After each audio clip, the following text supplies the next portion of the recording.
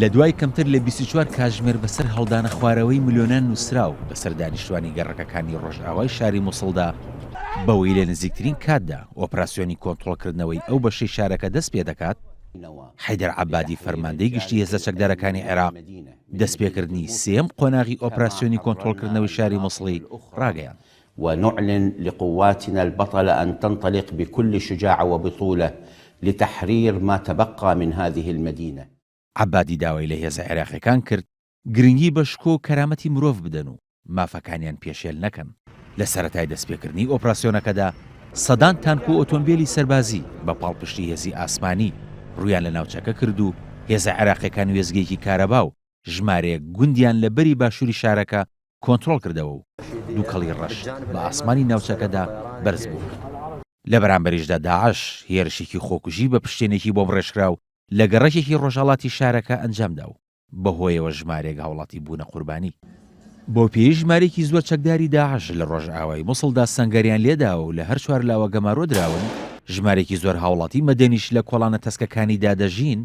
ستیڤن تاوتسن فەرماندەی هێزەکانی هاوپەیمانان جەختی کردەوە شەڕەکە بە هەموو پێوەرێک و بۆ هەموو سوپایەک لە جیهاندا سەخت دەبێت چونکە دەبێت شەڕی کۆڵان بە کۆڵان بکەن.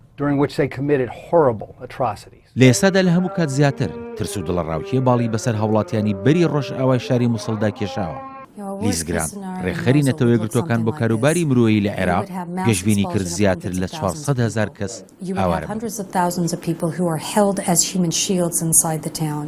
داواشی کرد هێزە عێراقیەکان دڵنیایی بدەن کە ژیانی هاوڵاتیانی مەدەنی دەپارێزن و کاری سەرەکییان دەبێت. نەتەوە یەکگرتوەکان بە جۆرێک باز لە بەری ڕۆژئاوای مووسڵ دەکات کە دۆخی مرۆیی ناهەموارە و خۆراک و سوتەمەنی بەرەو کەمبوونەوە دەڕوات و دوکان و بازاڕەکانیش داخراون.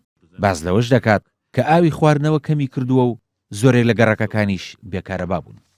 بەشی ڕۆژئاوای مووسڵ لە 39 گەڕەک پێک هاتووە و زیاتر لە 650,000 کەسی تیادا دەژی و لە سەدا 40 ڕووبەری شارەکە پێک دێنێت. زۆربەی بارەگە حکومیەکانیش لەو بەشەی شارەکەدا. هەفتەی تشرینی یەکەمی ساڵی 2016 ئۆپراسیۆنی کۆنتڕۆڵکردنەوەی مووسڵ بە بەشداری هێزە عێراقیەکان و هێزەکانی پێشمەرگە دەستی پێکرد و لە دوای زیاتر لە 3 مانگ عەبادی کۆنتڕۆڵکردنەوەی تەواوی بەری ڕۆژهەڵاتی شارەکەی ڕایگەیاند. لە ڕابردوودا بەرپرسە سەربازیەکانی عێراق و هاوپەیمانان باسییان لەوە دەکەن کە پێدەچێت کۆنتڕۆڵکردنەوەی بەری ڕۆژئاوای شارەکە کاتێکی زیاتری پێویست بێت. بۆ پێش دەبێت دانیشتوانەکەی زیاتر لە 3 مانگ چاوەڕوان ببن تا گەڕەکەکانیان بە تەواوی کۆنتڕۆڵ دەکرێنەوە. کاروان شێخ موحسین NRT